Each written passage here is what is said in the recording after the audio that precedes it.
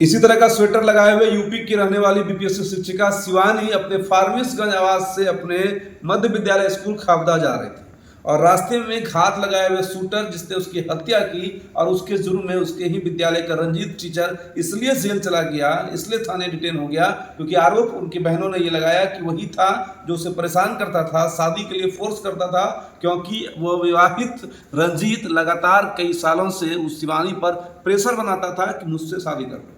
जबकि इस रहस्य से पर्दा कुछ और उठा है और बेवजह यानी कि मारने वाले किसी और के शूटर, लेकिन बेवजह शिवानी की हत्या जो है भरे चौराहे पर हो गई। लेकिन सीसीटीवी फुटेज में ये मामला जो है अररिया पुलिस ने महज 24-48 घंटे के अंदर ही उद्भेदन कर दिया, जिसमें बताया गया कि फारबिसगंज के जनता इलेक्ट्रॉनिक्स के मालकिन कि मालिक की पत्नी, उनको शक था कि उनके पति का अवैध संबंध उसी गांव के एक स्कूल के महिला शिक्षिका के साथ चल रहा है और उसी शक के आधार पर उन्होंने सुपारी 2 लाख रुपए में गांव के ही कुछ शूटरों को दिया था। इसी रास्ते से इसी गेटअप में महिला शिक्षिका स्कूटी पर सवार होकर हर दिन फारबिसगंज से अपने स्कूल को जाती है और शूटर को पहचानने में इसी मंडी के कारण से दिक्कत हुआ और जिस कारण से हुलिया same, timing same, scooty same और पढ़े लिखे तो होते नहीं है शूटर, सिर्फ दिमाग इनका चलता है कि इनको शूट करना है और ये ना जात देखते हैं, ना धर्म देखते हैं, ना परिवार देखते हैं, बस अपना टारगेट देखते हैं, इसलिए इनको शार्प शूटर कहा जाता है। और ये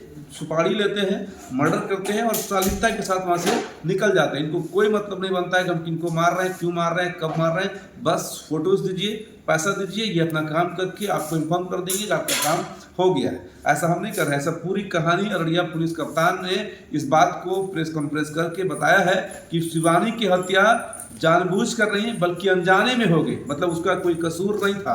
जबकि उनकी बहनें, क्योंकि देखिए जिस हिसाब से शिवानी की कहानी, शिवानी वर्मा जो कि यूपी के रहने वाली थी, जिसकी 3 बहनें थी, तीनों का एक साथ बीपीएससी टीचर्स में सिलेक्शन हुआ था। एक मुजफ्फरपुर में, एक समस्तीपुर में और एक पटना में टीचर थी। और समस्तीपुर वाली बहन ने ही आरोप लगाया था कि शिवानी के साथ उनके ही स्कूल के टीचर्स उनको तंग करते हैं और उन्हीं के बयान के आधार पर रंजीत जो उनके ही स्कूल के टीचर थे उनकी गिरफ्तारी होती है।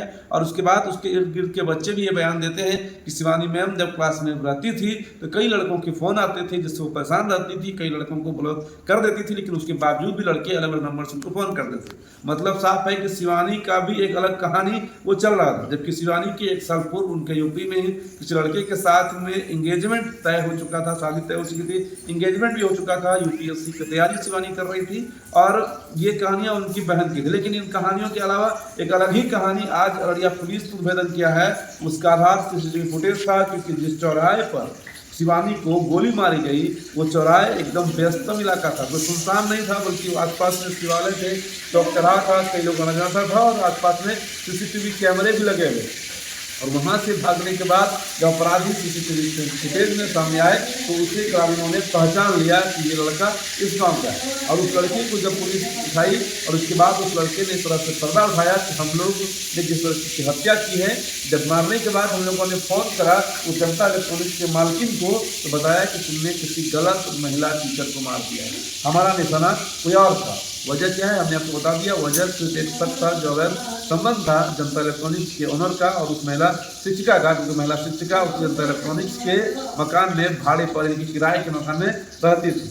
और उस मालकिन ने, मकान मालकिन ने अपने पति के सुरक्षा के लिए अपने पति को शक के आधार पर उस पत्नी को मारने के बजाय किसी और बेबस लड़की, किसी और निरपराध लड़की जिसका कोई अपराध नहीं था, जिसका कोई अवैध संबंध उसके पति से नहीं था, जो अपने दिनों में, अपने दिनचर्या में अपने रूटीन पर लगे रहते थे, अपने यूपीएससी को ड्रीम को लेकर लगातार पढ़ाई करते थे। लेकिन आज इस दुनिया में है नहीं। पूरा अररिया पुलिस प्रशासन, पूरा अररिया के लोग, पूरे बिहार के लोग, पूरे यूपी के लोग स्तब्ध है इस कहानी से कि 3 बहनें, 3 होनहार बहनें एक साथ एग्जाम निकालती है। सीआई की बेटी, क्योंकि जो शिवानी के पिता थे वो भी यूपी पुलिस में सीआई के पोस्ट पर थे और आज उसकी ज़िंदगी सिर्फ इसलिए उजड़ गई क्योंकि इसी तरह का आप ये कहिए कि स्वेटर शिवानी पहनी हुई थी जिससे उसका फेस पता नहीं चल पाया, क्योंकि स्कूटी पर सवार होकर यही निशानदेही उनको दिया गया था। और आज शिवानी बेकसूर होकर इस दुनिया से अलविदा चली गई और कसूर रंजीत पर आया।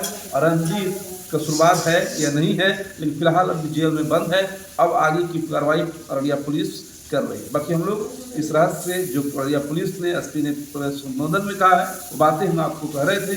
बस अंतिम हम इतना ही कहेंगे कि सावधान रहिए, सतर्क रहिए, सुरक्षित रहिए। जय हिंद। आपको मालूम है कि 3 तारीख को सुबह एक शिक्षिका थी शिवानी वर्मा, जो स्कूल के लिए अपने जा रही थी फारबिसगंज से कन्हैली के लिए, तो उनको खाबदा के पास गोली मार के अज्ञात अपराधी कर्मियों द्वारा हत्या कर दी गई थी।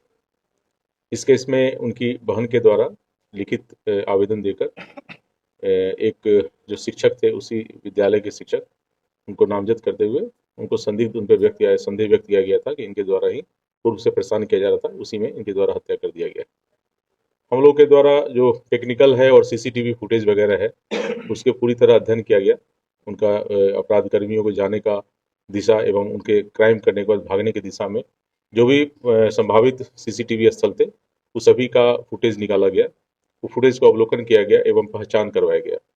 पहचान करने के क्रम में पहचान हुआ कि उसमें एक अपराध कर्मी को लोगों ने पहचाना और बताया कि ये मारूफ नाम का अपराध कर्मी है।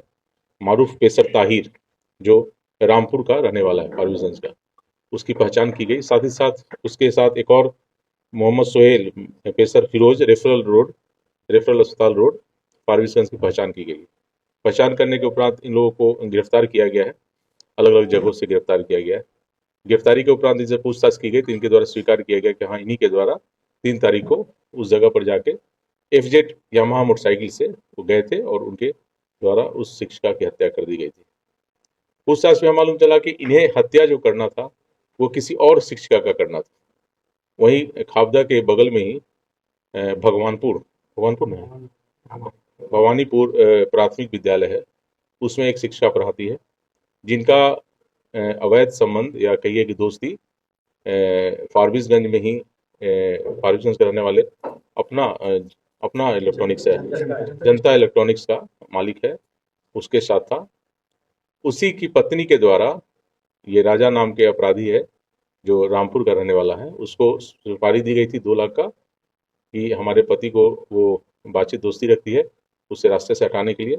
वो भी संजोगवश वो शिक्षिका भी उसी रूट से जाती है और स्कूटी से ही जाती है, तो उसी का लोकेशन ये लोग दिया गया था इसको मारने के लिए। और उसी मारने के कारण उसी का पीछा करते हुए ये लोग पहले से क्रिमिनल जो दोनों था, ताहिर और सोहेल और मारूफ दोनों पहले से वहाँ इंतजार कर रहा था, क्योंकि जहाँ वो पॉइंट देखे होंगे वहाँ से दोनों स्कूल जाने का रास्ता है, तो वहीं पर पहले से इंतजार कर रहा था। जैसे स्कूटी आते हुए दिखा इसको लगा कि ये वही शिक्षिका है जिसको उसको मर्डर करना है, और उसने रोक के और उस पर गोली चला दिया और वो घटनास्थल पर ही मौत हो गई।